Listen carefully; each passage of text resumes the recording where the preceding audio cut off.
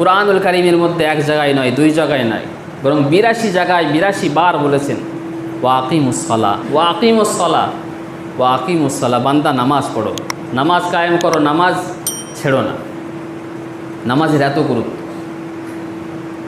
বিশ্বনবী মুহাম্মদ রাসূলুল্লাহ সাল্লাল্লাহু আলাইহি ওয়াসাল্লাম এই নামাজের ব্যাপারে যত হাদিস বর্ণনা করেছেন অন্যান্য ইবাদতের ব্যাপারে এত বেশি হাদিস বর্ণনা করেন। একটা হাদিসে তিনি বলেছেন যে আউয়ালু মা ইউহাসিউ বিহিল আবদু ইয়াউমাল কিয়ামাতি আস-সালাত। কিয়ামতের ময়দানে মহশরে বান্দার সর্বপ্রথম যে হিসাবটা নেওয়া হবে সেটা হচ্ছে নামাজের হিসাব। বান্দার যদি নামাজ ঠিক থাকে তার সমস্ত ইবাদত বন্দিগুলো ঠিক বলে ধরা হবে।